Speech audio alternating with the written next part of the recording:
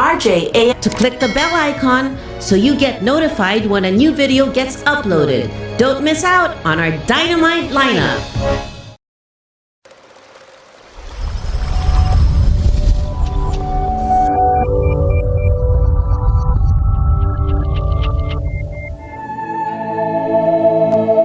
Be enlightened with inspiring stories. Interesting biblical features. And insightful interviews with the pillars of our Catholic faith.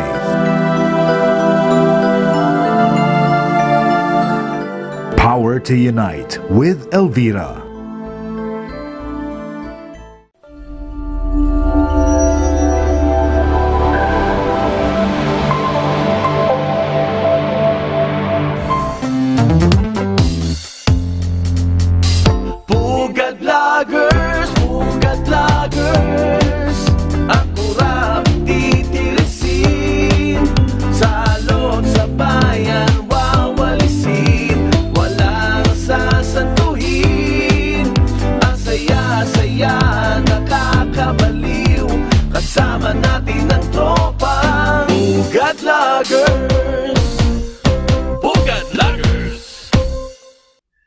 Hello and good evening mga kapugad. This is Atty. Darwin Cañete and we are hosting tonight here at DZRJ 8:10 a.m. Between 7 to 8 p.m. And hosting with me tonight is a very special colleague of mine here in this program because we always nagje-gel kami. Palagi kaming natatawa nag-uusap kami and presenting to you Professor Van Ybiernas. Good evening, pare. Good evening. Substitute kami ni Papi Mark Lopez kasi meron siyang something that he has to do today. Kaya lang natatakot ako baka sabihin na napanood na nila ito. Saka anloloko ito kasi substitution no? Yun lang. No? Lehitimong substitution po ito. Lehitimong substitution. Oo. Hindi naman. Actually, yun ang natin maganda pag-usapan siguro substitution Because wala namang marami nagre-reklamo lokohan daw, substitution, but it's in the rules. Yes. Tama, di ba? Yes. Di ba? So, hindi ko alam kung ano nirereklamo nila. Kasi, if it's not in the rules, then go to COMELEC, di ba? No? Go to COMELEC, tapos sabihin mo, disallow the substitution.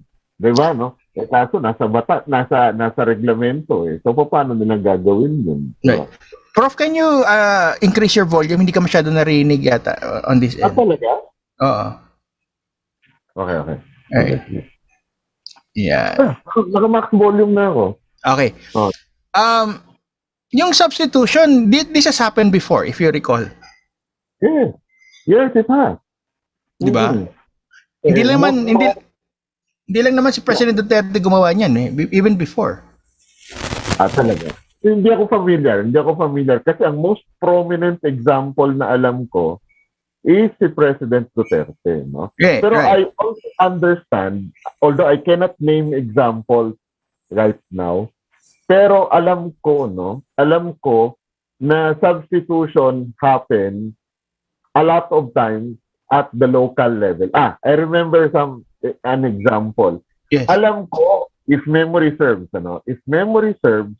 nag-substitute si Boying Remulla kay sino tong governor? Si John Vic Remulla. Yes. Nag-substitution siya, no? Na I'm not sure if this was mukhang yung 2016, kung di ako nagkamali. Basta candidate si ang unang nag-declare na candidate ay si John Vic Remulla. Tapos parang toward hindi ko alam, at some point, nag-substitute at si Boying Remulla ang naging candidate for governor ng Cavite, no? Palpak lang yung internet ko so hindi ko ma-search. But I seem to recall that happen, no? Tapos marami pa at the local level, very ano siya, very common, no? Very common siya. Dami nagsasubstitute sa local level. Pero what do you think will happen now? Siyempre, magkakaroon ng konting alignment yan because until November 15, hindi, kahit all we know right now is Sara Duterte has withdrawn. We have not yet known if she's actually running for any position. Well, if she runs, edi siyempre ang epekto niyan, edi talo na sila.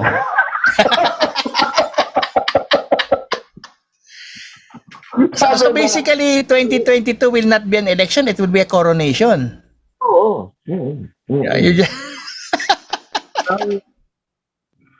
As long as wag magtapat yung Bongbong Marcos at saka Sara Duterte, no?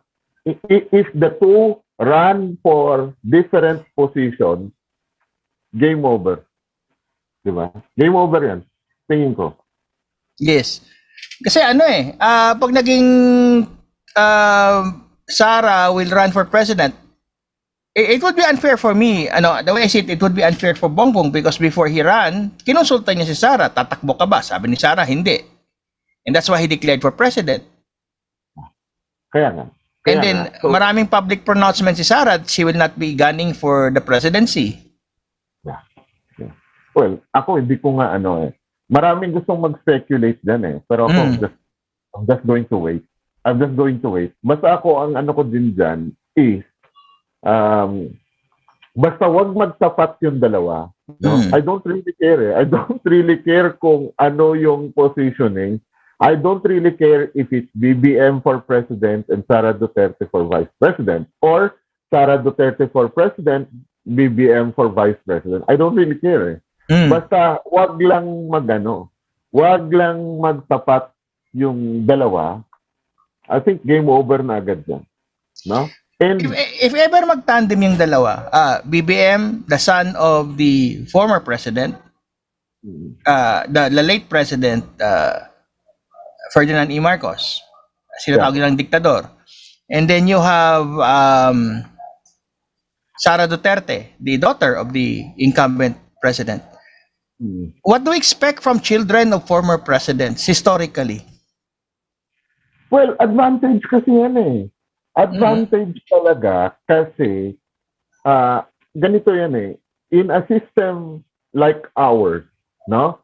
Na every single vote counts di ba, no? I mean, for lack of a better comparison, i-compare natin with the United States, di ba? Okay. Kasi sa United States, di ba, ang election doon is per state, di ba, no? Maglalaban kayo sa kada estado, tapos kung sino manalo sa estado, kuha niya yung lahat ng electoral votes nung estado na yon, di ba? Tapos paramihan sila ngayon ng total electoral votes, di ba? That's why it has happened several times in the United States na yung elected president ay behind sa popular vote, no? Mas maraming boto yung tinalo niya kaysa sa kanya. Ayun, si Ma'am. Ma'am, magandang gabi. Ay, nakalay down ako. Inaupo ako. Sandali, magpapalit lang ako ng Good evening. Good evening. Magpapalit ako ng ng background filter. Hindi ako makita. Sorry naman. Sandali. Sige. Continue, Prof. Ano yung sinasabi mo continue with your point, Prof. Yun nga, in the United States, it's quite possible because of the kind of system that they have. It's quite possible for the elected president to have fewer popular votes doon sa tinalo niya, no? Now, dito sa atin sa Pilipinas, it's all about tallying the popular vote, no? Okay. So the candidate with the most popular vote becomes president, no? Okay. So, dahil sa ganon, paramihan talaga ng boto, tapos every single vote counts, di ba? Kasi lahat yan bibilangin That's why, kapag anak ka ng president, no? Kapag anak ka ng president, advantage ka na pagdating sa name recall, di ba, no? Kasi yung pangalan mo, may recall na, no? May recall na yung pangalan. So, advantage ka. No? So, that's the reason why, Noynoy Aquino, wala naman eh.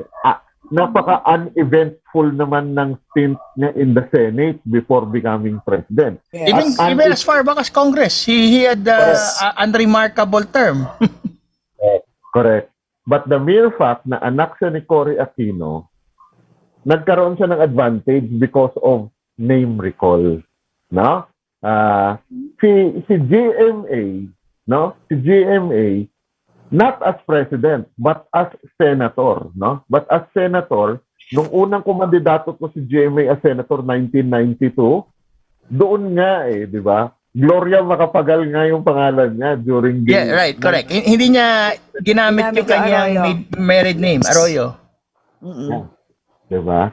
So, ganun talaga yon, no? Ni Nancy Binay nga. Hindi ko alam kung ano pinito ni Nancy Binay. Basta ginagamit niya yung Binay, di ba? Same thing with same thing with Risa Ontiveros, di ba? Hindi naman, yung married name ni Ontiveros, hindi niya ginagamit, di ba? Correct. So, it's all about name recall kasi. It's all about name recall. So, advantage talaga kapag ka-anak ka na ng president, especially if, popular president. No? But this leads to another issue. Kung certain families have a built-in advantage kasi apelyido nila is name recall friendly. Where do we stand now with respect sa 1986 Constitution prohibition against political dynasties? It was never, of course, as a lawyer, I know, hindi nagkaroon ng implementing law yan because nobody has defined what a dynasty is. But now we have families, a cluster of families concentrating political power and economic power. Is that good for, is that talagang inherent na yan sa sistema natin or can we do something about it or what should we do about it? Well, totoo yung sinasabing may advantage, di ba? Totoo yung sinasabing may advantage. But, hindi siya guarantee of victory all the time. Kasi, ang nangyayari, people are so fixated on political dynasties. Kasi nga, well, number one, dynasties exist. Di ba, no? Tapos number two, kapag ka may bagito na nanalo, ang nagiging tendency din ni bagito ay bumuo ng sarili niyang dynasty. Ng dynasty. Yes. Diba? Okay. So, yun yung yun yung nangyayari. Now, pero pag tiningnan mo yung detail, hindi guaranteed yung yung dynasty. As late as 2019 election. The Estradas were virtually wiped out. Wipe out ang Estrada. 'Di ba?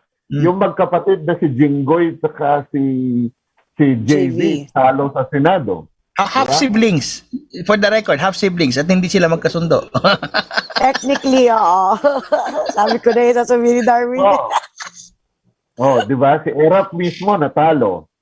Tapos sino pa ba ang daming Estrada na ang daming Estrada Ejercito na Pati yung Jackie yata in San Juan. Basta yung San Juan natalo eh. Yung Gia Gomez yata or basta yung San Juan, may kumandidato sa San Juan, tinalo ni tinalo ni Francis Zamora yan. Zamora, yes. Who is a member of another dynasty because Ronnie Zamora was a congressman. Correct. Yeah. So yun nga. Ang tendency kasi is talaga, pagka nanalo ka, no? Mabango yung pangalan mo, automatically other members of your family are going to capitalize. And yun nga, magkakaroon talaga at magkakaroon. 'Di ba? Siguro hindi ka lang magkakaroon kasi baka wala kang anak, wala kang kamag-anak o hindi interesado yung mga anak sa mga kamag-anak mo. 'Di ba? But other than that, natural tendency siya. So, ang point ko is, yes, it's an advantage, but hindi siya 100% guarantee of victory. 'Di ba? Kasi ang dami-dami din talagang cases ng mga newbies, no? Mga newbies na nananalo, no? Kaya lang nga nabubura yung record na yon kasi pag nanalo si newbie, sa susunod na eleksyon, nandyan na yung mga anak niya, yung mga kapatid niya, or kung sino-sino, no? Susunod na sa kanya, lalo na pag maganda yung performance niya. How many family members would you consider to actually consider it a dynasty? Because some people think na in the case of Richard Gomez and Lucy Torres Gomez, dalawa lang sila. Would you consider it a dynasty? Or would it have to be more? In the case of the Marcoses, you have a senator, we have a presidential candidate, we have one running for governor, congressman, etc. And ako nga, personally, I find the term absurd. Absurd din eh. Kasi, binoboto ng tao yan. Hindi ka naman nag-ano eh. Hindi naman na ikaw magsabi, ikaw pumalit sa akin. Diba, no? Kasi, ginawa na rin yan. Kalookan, ilang beses na yun nangyari. Diba? Kita mo, natawa sa kasi, kalookan ng daming beses na nangyari. Si father, ipapasa niya kay anak. Pero talo. Diba? Si Malonzo, natalo. No? Si Asistio, natalo din yung una, no? Sila Boy Asistio. There was a time in Caloocan na mayor si Boy Asistio, congressman si Boy Asistio, congresswoman yung babae. Nakalimutan ko na, anong pangalan ng babae? Kapatid din nila yun eh. Basta puro sila Asistio doon eh. Diba? Tapos isa-isa sila nagtatatalo. Tinalo sila ni Malonzo. Diba, no? Tapos, pilit din dinala ni Malonzo yung anak niya. Kaso wala rin nangyari. Diba, no? Pinalitan siya ni Echeverry. Diba? Tama ba ako? Si Echeverry yung pumalit ni Malonzo eh. Tapos, I think so, yeah. Oo. Tapos ganun din ang sinubok gawin ni Echeverry sa kanyang anak. Diba, no? Tapos, basta may history yung Caloocan yun eh. Medyo interested ako sa Caloocan kasi ang thesis ko nung undergrad years ko ay the history of Caloocan. Kaya medyo may familiarity ako dyan. Anyway, I'd like to ask our good friend Maricar. Yan. Oo. Syempre kami din, we are concerned about dynasties because ginawang election topic ni Domagoso ni Isko na nagparinig kay ating mahal na Inday Sara. Hindi siya anak ng presidente, etc. Anong masasabi ni Maricar dyan kay Isko? Tumigil ka nga dyan, Isko. Anak ka din ni Germs. Asawa ka pala ni Germs. Paano ba tawag doon? Kasi binitbit mo yung apelido, tumahimik ka nga dyan. Kasi it doesn't matter eh. Ang naging punto dito is, gumawa, kung hindi man siya anak, yung cliche na, minana mo lang yung pwesto mo sa magulang mo. But the thing is, he went up the ladder, just like most politicians din yung mga trapo, started with show business, pumunta ka sa sa politics. Diba? Yung ganong pag-akyat, it's the same eh. And let's face it, he's grooming his own kids. He's already starting to build his own. Siya siguro wala siya masasabi. Yun yata yung yo-yo nila pareho ni Pacquiao, diba? Na, you bring up a good point. Yes. Yung tungkol sa showbiz entering into the world of politics, yung pambasag ng mga dynasty, because these people have no pedigree. Ibig sabihin, hindi magulang politiko, hindi mayaman. Sabihin natin, dumaan sila sa through fame, converted into electoral power through votes. Correct. Because of our popularity. Prof, ano yung we started with Rogelio De La Rosa, di ba? Based on our history. Marami. Sila Andres Bonifacio ay mga artista yun eh. Nag-ano sila eh. Ano tawag nito? Nagsasarswela. Sarswelista yan eh. So, kasi wag nating isipin na ang show business is just movies and television. Ang history yan, yung entablado eh. Yung mga on stage. Oh, sila Macario Sakay, sila Sarsuelistas, yes, Andres totoo. Bonifacio. Mga ano yan, mga sarsuelista yung mga yan eh. So, historically kasi talaga, yung mga artista or yung mga performers, no, ay connected talaga sa politics. Why? Because politics remains to be a very popular topic pagdating doon sa performance. Yung mga shows, yung mga literature, movies, yung politics is a very popular topic, no? Tapos in general, yung mga performers are very, very political, no? So, ano yan? Tapos yun nga, artista, hindi naman automatic naman na pag-artista ka ay successful ka. Cesar Montano, talo. Aga Mulak, talo. Sino pa ba mga talo? I think Christopher De Leon, talo din yata eh. Hindi ko sure. Pero basta sigurado ko, Cesar Montano, kung mandidatong senador, talo. No? Alma Moreno. Alma Moreno, no? Dasal-dasal lang, di ba? So, Pills. so, hindi siya, So hindi siya automatic, di ba, no? It still depends on the person.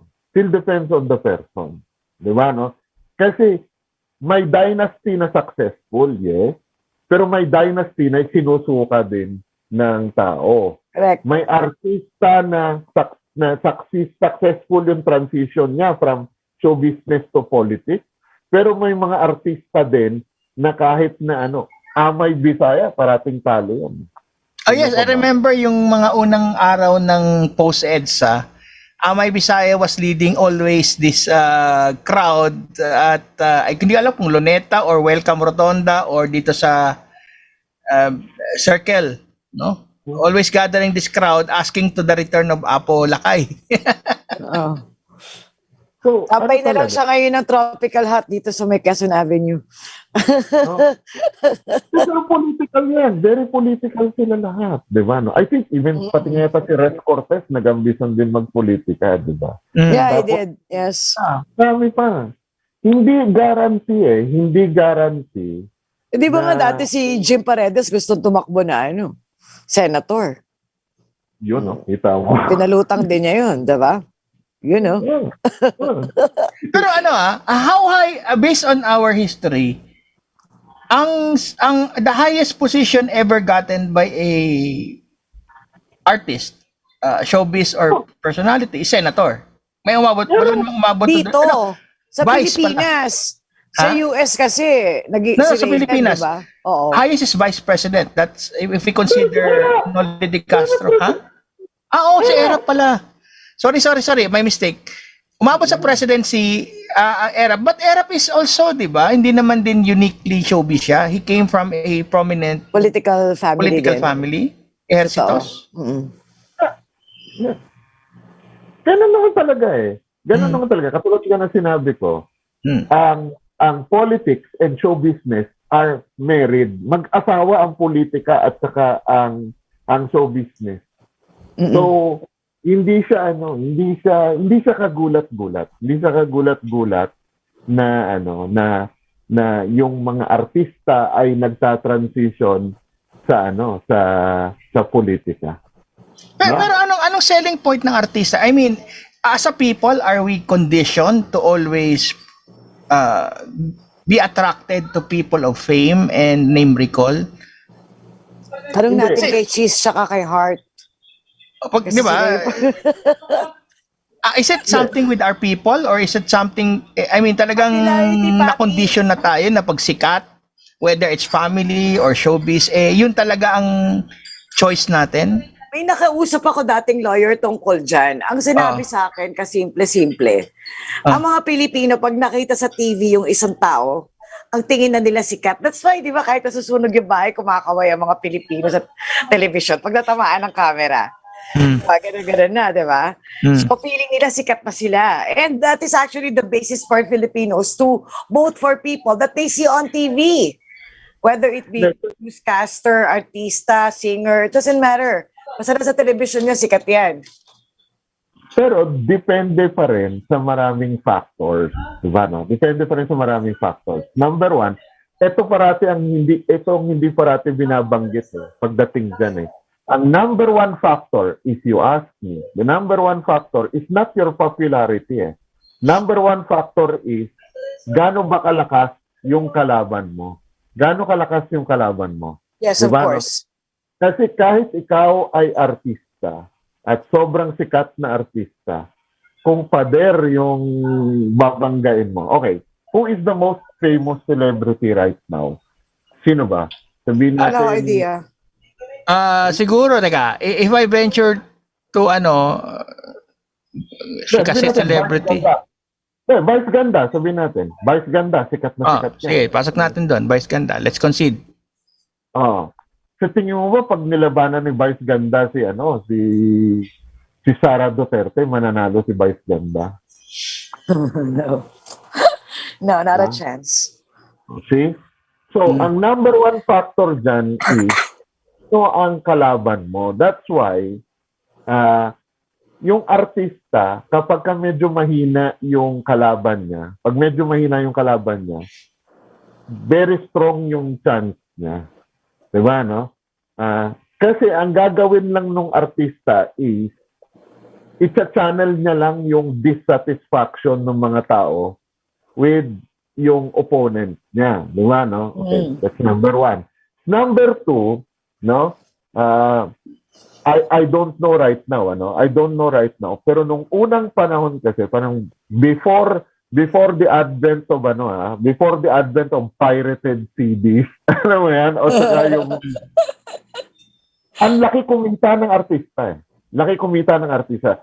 If you listen to Robin Padilla tell stories, sako-sako yung niya Sako-sako yung pera niya, no? Kasi nung unang panahon, 1990s, no? As late as the 1990s, ang bilis nila gumawa ng pelikula Parang halos for 1 year, parang nakaka-10 or so movies si Robin Padilla. All of them big hits, di ba, no?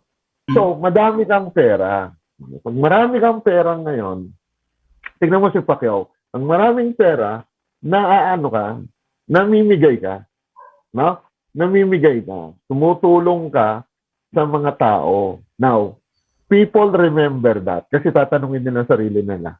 Okay, itong artista na to, mabuting tao ito, no? Ang terminology ng mga historians dyan, saka ng mga students ng Philippine culture, may mabuting kalooban, no? May mabuting kalooban kasi tumutulong sa kapwa, di ba, no? At the same time, malakas ba o mahina yung kalaban niya? So, kung siya, may mabuting kalooban na siya, tapos mahina pa yung kalaban niya, patay yung kalaban. Winner yung Now, Senate is easy. Senate is easy kasi 12 slots ang 12 slots ang Senate. Yeah. So, sisingit ka lang doon Alam mo yun, sisingit ka lang doon. Kahit number 8, number 9 ka, sisingit ka, no? Or, pag hindi masyadong sikat yung artista, hindi masyado siyang maraming taong natulungan, tatakbo siya konsehal. Ang dami-daming celebrities, mga konsehal di ba? Konsehal sa kung saan-saang mga bayan. Why? Because 6, 7, 8 ang konsehal, isa ka lang, sisingit ka lang, winner ka, no? Now, ibang usapan, parati ko itong nire-remind yung mga tao, ibang usapan, pag one-on-one ang labanan. So, say like vice mayor, mayor, congressman, governor, president, no, vice president. Ibang labanan yan. That's why si Pacquiao, kung isuswallow niya ang pride niya, balik siya sa Senado, winner. Winner si Pacquiao. Pag bumalik siya ng Senado, winner siya. Di ba, no? Kasi 1 of 12 lang 1 of 12 lang. Di ba? So, Hindi Pwedeng siya, limos yung boto niya. Pwedeng sabi, oh, 10 lang yung kaya kong tandaan, sa kanya na lang yung sobra. Oo. Sabihin ng mga tao, mabuting tao. Ako personally, sinasabi ko, mabuting tao si Man. Mabuting tao, mabait yan. Di ba? So, out of charity, ipapasok mo siya doon sa no, seriously. That's true. Sa 12. Di That's ba? true. Yun. Kasi doon sa maramihan, wala kang kalaban. Wala kang kalaban, di ba? Kasi parang namimili ka 8 yan di ba, no? Yung ibang mga kandidato, hindi mo kalaban yun di ba? Pero pag one-on-one, ikukumpara ka nila.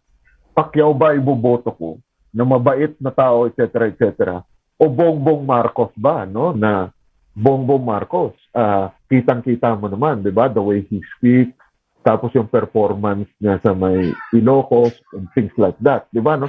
So, mapapaisip ngayon yung tao, no?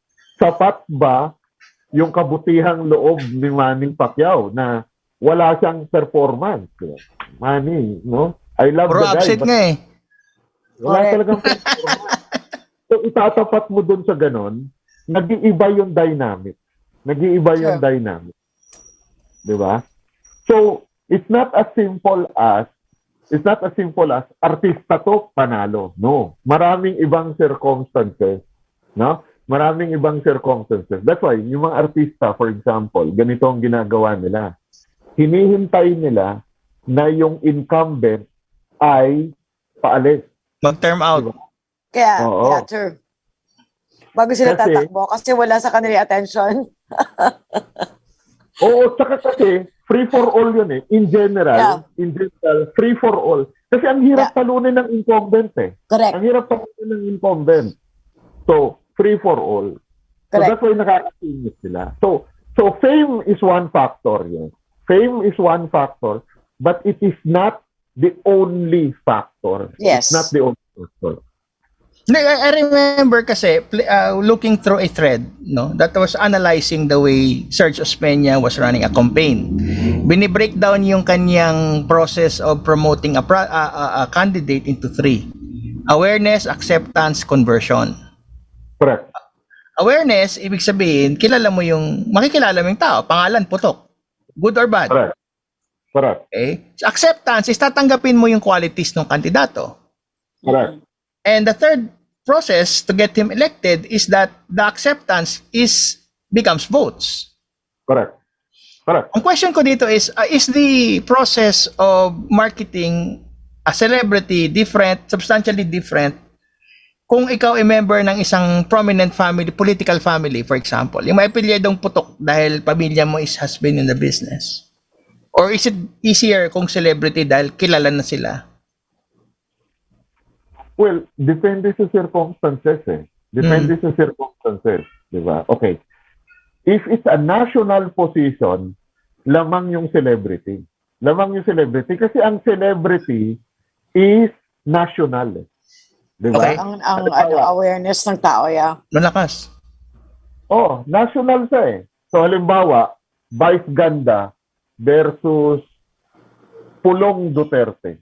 Sabihin na natin, ha? Pag yung dalawang yan, kumandidato ng Senado, mas mataas ang ranking sigurado ni Vice Ganda kaysa kay Pulong Duterte. Pero, pag naglaban sila sa Davao, lampaso si Vice Ganda kay Pulong Duterte. So may maraming factors. There's diba? no perfect tawag dyan, concoction para sa isang tao. It has to be, every factor should be considered.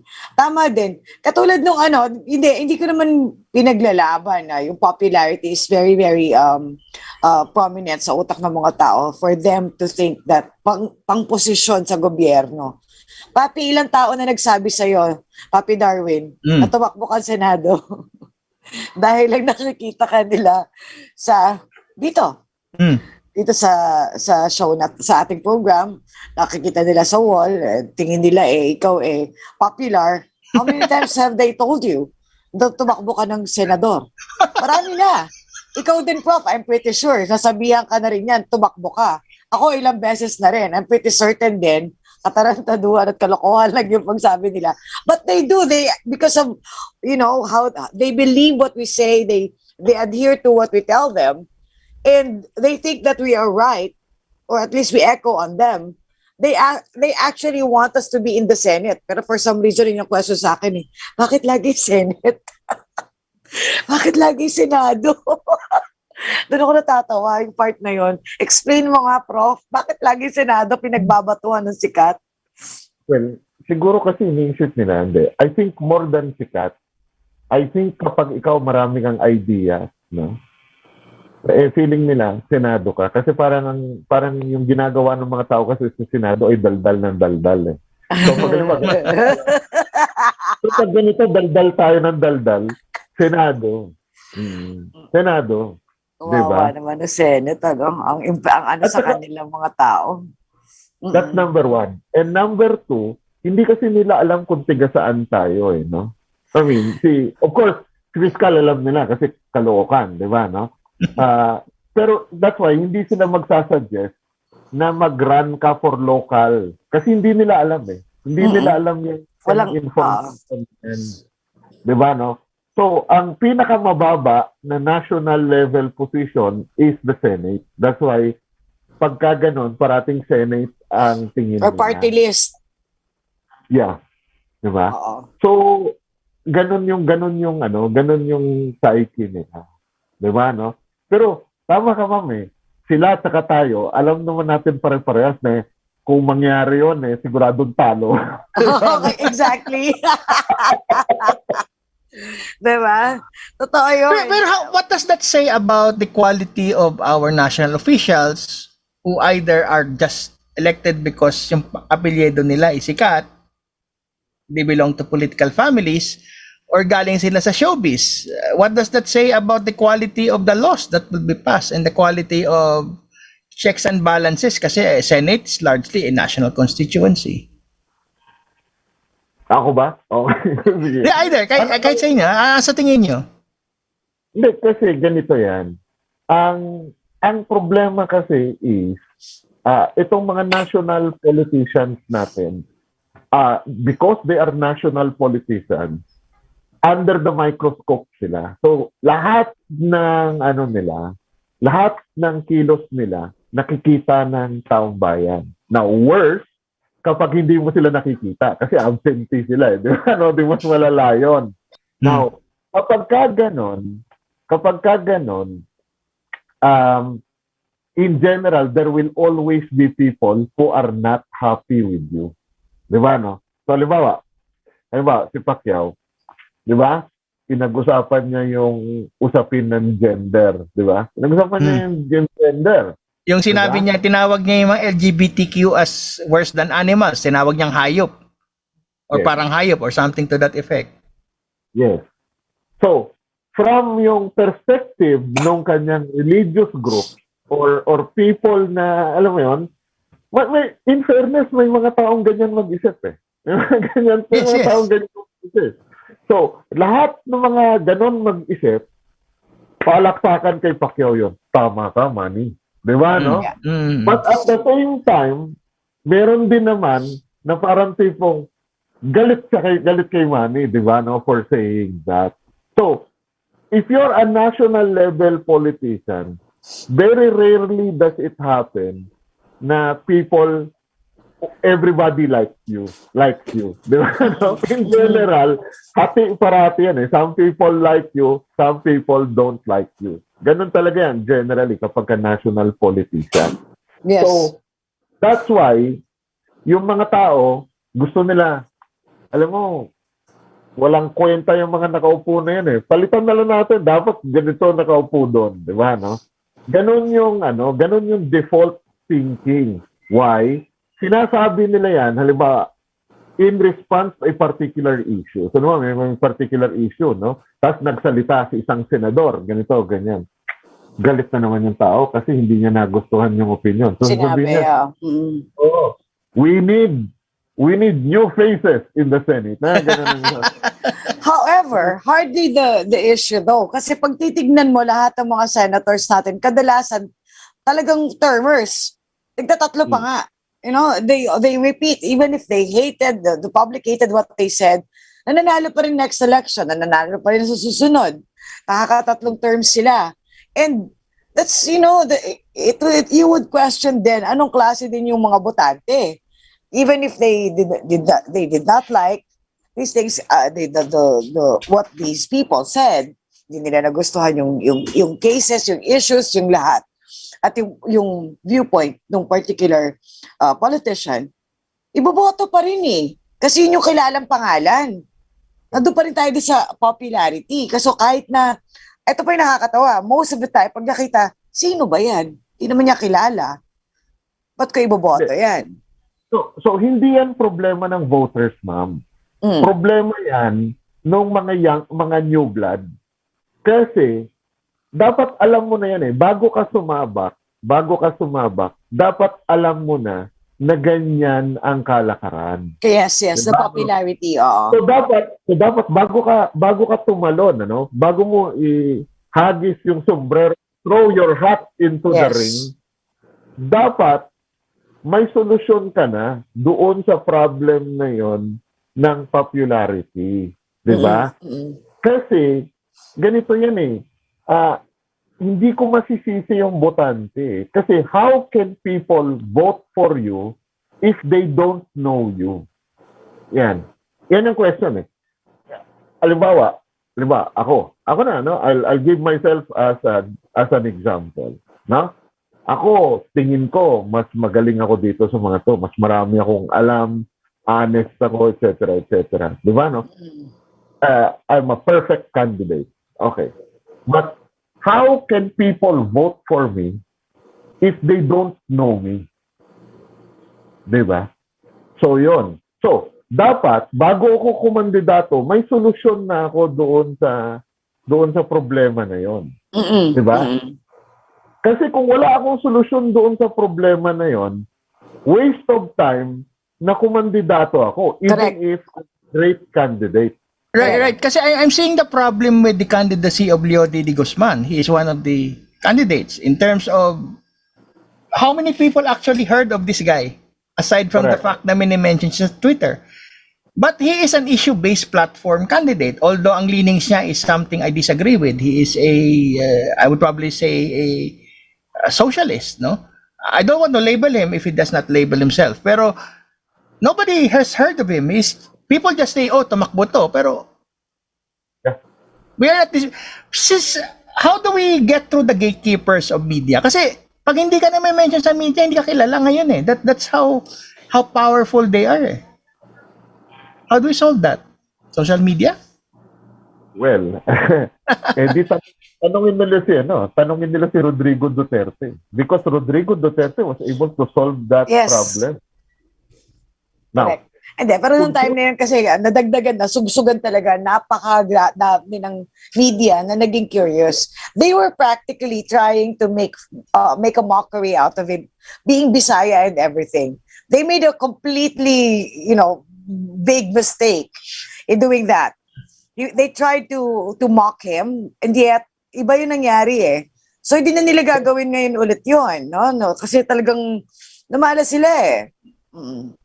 So kung ako, susundin ko ang Rodrigo Duterte formula. Kasi the Rodrigo Duterte formula is a great formula. Yes. Capturing the presidency with as little funds as, di ba? Konti lang talaga, di ba? Alam mo, mga tangal lang yung mga tao eh. Pag sinasabi ni Duterte na kumandidato ako, wala akong pera. Ang iniisip nila, zero. Di ba, no? Kalokohan yun. Pag sinasabi mong wala kang pera, may pera ka. Pero not as the average candidate. Okay. Yes. Ano ang Rodrigo Duterte formula? Nag-mayor siya, di ba? Mayor siya ng matagal, no? Ng isang syudad. Tapos, he made a name for himself as a mayor of that city. Now, kasi pag limited ang resources mo, that is easier to do. Pagkatapos, yung popularity, o sabihin na natin, notoriety mo, as a local politician, yan ang puhunanin mo para ka umakyat sa national level. Di ba, no? Kesa, yung katulad nito ng binanggit mo example, dumiretso sa national. Di ba, no? Yeah. Na konti yung armas niya. Di siyempre talo talaga siya. Di ba, no? Now, kaya nga malakas ang loob ni Isko Moreno, di ba, no? Kasi he is the poor man's Duterte. Alam mo yon, siya yung, kumbaga siya yung pangit na version ni Duterte. Pangit na version ni Duterte kasi si President Duterte, 20 plus years na mayor, di ba, no? Developed a reputation for his leadership in Davao. Delivered results, etc., etc., etc. Now, pangit na version si Isko kasi wala pa nga sa 3 years na mayor. Correct. Tapos wala pa nga, hindi pa nga enough yung results niya. Tapos feeling niya, I can do a Duterte. Yes. Kaya president kagad ako. Kaya sinabi ko, siya yung lousy version. Siya yung pangit na version ni Duterte, no? But yung formula na yon, that can be done, no? Mag-mayor ka na lang. Mag-mayor ka, prove your worth as a mayor, capture the imagination of people. Kasi si President Duterte, sakto eh. Diba? Grabe ang problems natin with crime and drugs. So, na-capture niya yun. So, ikaw, malay mo, I don't know, ano bang posibleng issue na kunin mo as a mayor? Pwede mong, i-capture yung, halimbawa, kaya nga ito dapat ang ginawa ni Manny. Bumalik siya sa Sarangani, pagkatapos, i-transform niya ang Sarangani to one of the most progressive provinces in the country. Like what Duterte did in Davao. Yeah. But Sarangani is one of the poorest. It's in the different list. Kaya nga. So kung yan ay matatransform ni Manny yang Sarangani, sure win siya. Kasi tinan mo, si Bongbong Marcos, aside from the Marcos name, ang niya is Ilocos. Ilocos sila eh. Diba? And we're not just talking about Ilocos, Ilocos region. It comprises, including Cagayan. Malaki yan. Kaya nga. So, mas reasonable yung ganon. Yeah. We're talking about the entire North. Yun ang nakikita ng mga tao, North. Mas easier yon to do than sumabak ka from the cold, sasabak ka sa national, di ba? Kasi wala ka talagang chances doon eh. So magpahinog ka muna, Ako ang suggestion ko sa lahat ng mga young politicians, magpahinog kayo sa local. Tapos make a name for yourself there. Now, let's go to the favorite topic of Maricar, the other presidential candidate, the pink lawan, the holy one, Our Lady of Naga. Our Lady. The Holy Lady of Naga. Favorite mo. Prof, yung trajectory ba ni Lenny, is that a something that explainable? From congressman with 2 laws na hindi niya maintindihan, na hindi niya maalala, na hindi niya maalala. Everything about her is incoherent, Papi. And, even kahit saan mo siya tignan, it's blunder after blunder after blunder. Ito yung nakakatawa. Kasi, the more that she makes mistakes, the more pa that she talks, trying to salvage the last thing that she said, trying to salvage herself from the mess that she left from the day before, or from the hour before, in fact. Kasi minsan, sa isang araw, she would create, I don't know how many, the media would rather quote her in several, in one day. Kasi dakdak siya ng dakdak, putak siya ng putak. Alam mo, naawa na nga ako sa kanya kasi kung may awa sa kanya, Papi, yung kanyang mga yung mga media handlers niya, they will not let her talk. No. I'm asking Professor kasi saan siya papasok? Yeah. Is she coming from a, let's say, a political dynasty, considering na ang husband, that her late husband was a more or less a warlord, or hindi naman warlord, more or less a political kingpin in Naga. Yun. Oo. And then she became a vice president, now presidential candidate. Anong marketing sa kanya? Celebrity? Kasi parang celebrity. Ang latest niya is she appeared on social media with that trans or I don't know, LGBT figure. It's hard to describe. I don't want to. Ayoko magkaroon ng mistake how to describe kasi hindi ko alam ang i-label Basta ganito. Let me just begin by saying na lahat ng sinabi ni Madam Tentay, I agree 1,000% doon sa sinabi niya kay Lenny. Di ba? Papansin niyo dito, panay ang approve ko doon sa sinasabi na. Yeah.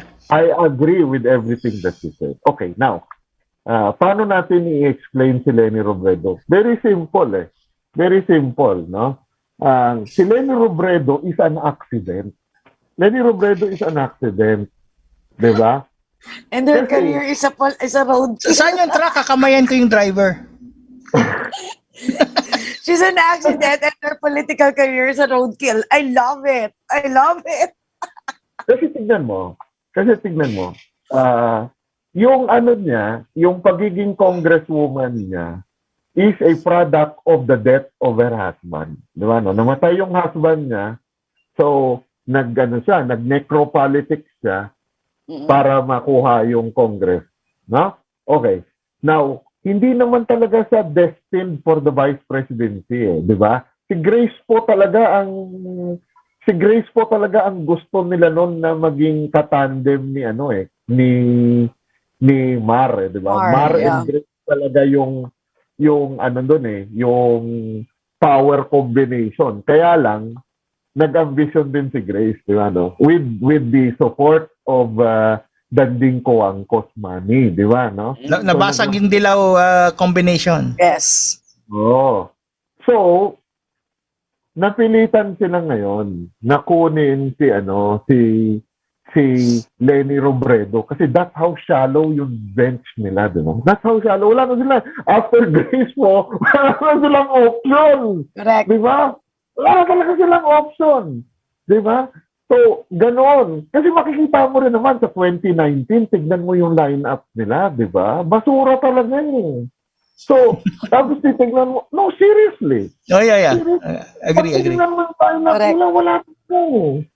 So, aksidente siya kasi he was the 4th choice. Alam mo yun?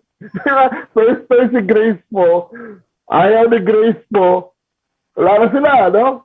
Kunin natin si Robredo. Di ba, no?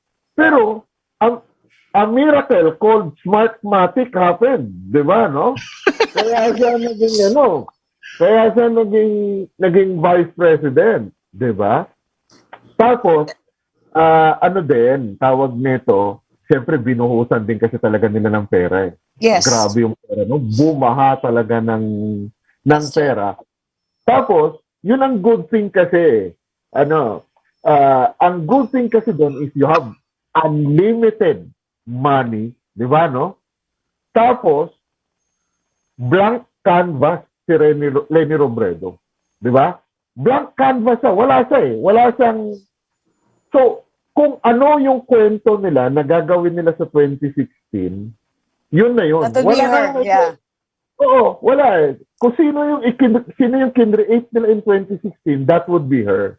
Diba? So wala pang contradictions at that point kasi people didn't know her aside from the fact that she was Jessie Robredo's wife, sorry. No, na wife siya ni Jessie Robredo. So kahit anong narrative ang ibigay nila kay Lenny Robredo, magsasucceed yun. Kasi walang contradiction yun kasi nga blank canvas siya eh, 'di ba, no? Kaso, 2022 is a different story. Kasi katulad niya na sinabi ni Tentay, di ba, no? Kasi walang katigil-tigil sa pagdadaldal si Madam. Correct. Di ba? And ito pa, another questionable thing for them. Kaya talagang lalo tuloy na, it's bad enough that they don't like what she's saying. But the thing is, pinanindigan pa ng partido nila na siya pa rin ang gagawin nilang presidential candidate, the very person that they even hate. Even they themselves, they despise the woman. And yet, susuportahan nila yung candidacy at yun talaga yung pinili nila. Hindi lang yung candidacy. Tignan mo yung ginawa ni Socrates Villegas, di ba? No? Oo, correct. Oh, God, yeah. Yung sinabi ni Leni Robredo, pinanindigan pa nila, di ba? Ginastify, oo. My God. Anyway, just to time check you guys, it's 7:54. Ang bilis ng oras, no? Seriously? Palaging ganun. Every time. Every time. Talaga, isang oras na. So anyway, yung mga nasa feed namin dito before we greet them, I'd like to greet my wife Wilma and my two kids Grayson and Sophia and my mom Vilma. And kayo guys, baka may gusto kayong greet, and yung mga nasa feed natin, thank you for watching and commenting. We're also on YouTube, no? So yung mga nag-YouTube sa amin, like and share. So yun, Yes. Teka, tingnan natin sino yung mga dumalaw sa ating wall. Victoria Santo Domingo, you have June Anderson, Charis Misola, Glenn Jeffrey Agapito. Yun nakikita ko dito sa akin. Sa'yo, guys. Ako mag-hello ako syempre sa asawa ko. I love you, Katribo. And mama ko, Capricorn High po. And sa lahat ng mga kakulto members na nanonood right now. Kasi naisipan ko lang talagang pumasok ngayon. Kahit na kasi inuubo ko tsaka sinisipon. Inisip ko, gusto ko makapag-chikahan sa inyo. Taga na tayong hindi nag-chikahan, tayo tatlo talaga. Lumusog ako kahit ganito yung tsura ko. Prof, ako babatingin ko lang yung mga yung mga pinklawan na seryoso, babatingin ko muna na sila ngayon kasi mukhang in the next few days marami sa kanilang either makamategi o kaya atak sa puso or di ba kasi nagpuputukan na yung mga ugat nila, di ba? Nagpuputukan na yung ugat nila. Oo, may umiyak pa nga kagabi, grabe. Hindi naman iyakin yun, pero umiyak daw. Oo. So let me take the opportunity to greet all of them before they move on to the next life, di ba, no? At least mabati ko man sila bago silang, alam mo yun? Perish. Siyempre may protocol, di mo pwede dalawin. No. Kasi ang dami sa kanila, sama ng loob sa ngayon. Sama ng loob, galit na galit, nagpuputukan yung mga ugat sa di ba? Yeah. So, pinabati ko silang lahat, di ba? Pinabati ko silang lahat bago talagang masobrahan sila na yung galit nila ay masobrahan at saka hindi nila makayanan. So magandang gabi po sa inyong lahat. Si Maricar, alam ko gusto niyang batiin yung advisors ni Pacquiao because dumalaw kagabi si Manny sa kay Oo nga, President dumalaw kay Duterte. tatay. Hindi ko lang alam kung nakipagbati, humingi ng tawad, lumuhod, Baka humingi ng tulong. Gusto ko mabawi yung half billion ko. $5 billion. Tulungan mo ako. Kilala mo yung mga nasa PDP. Sila yung nagnenok ng anda ko. Ganyan. Pero tama si Prof. Van. Happy aneurysm sa mga piglawans. And Di ba birthday ni Herbert, yung kaibigan natin? hindi ko alam. Ngayon ba yun? Hindi ko alam eh. Pero binabati ko pa rin si Senator Herbert kasi binabati ko pa rin because maganda yung pag-serve niya sa amin ng dinuguan. At puto. At puto nung merienda birthday ni Tentay. Hi, Herbs! Bistek, we love you! Ayan. Maganda tong usapan na to kasi paborito ko yung dinuguan. Pagkatapos wala na. This is the most terrible part of the conversation. Sorry, di namin sinasadya. Huwag kang mag-alala. Pagka meron kami ulit na dinuguan, papainggitin ka namin. Anyway, this is Pugad Vloggers here at DZRJ 810 AM. Dito po kami live stream on Facebook. We are also live stream on Radio Garden and YouTube. Salamat po sa sumama sa inyo ngayong gabi. Binabati ko yung mga hindi namin kasama, si Papi Mark Lopez, Atty. Tom Berenguer, Francis Abraham, si Si ba yan? Ethel. Doc Ethel Pineda, si Andrew Olivar, and Attorney Nick Nangit. So thank you for joining us. We wasted 1 hour of your time again. Tomorrow, ewan ko kung sino ang on board, but join us again. Si Prof Ban tomorrow. Si Prof, join Prof Ban tomorrow sa Pugad Vloggers. Good night. Well, Prof. Good night. Good night. Pugad Vloggers, ang kurap titirisin, salot sa bayan wawalisin, walang sasantuhin, ang saya-saya nakakabaliw, kasama natin ang tropang Pugad Vloggers.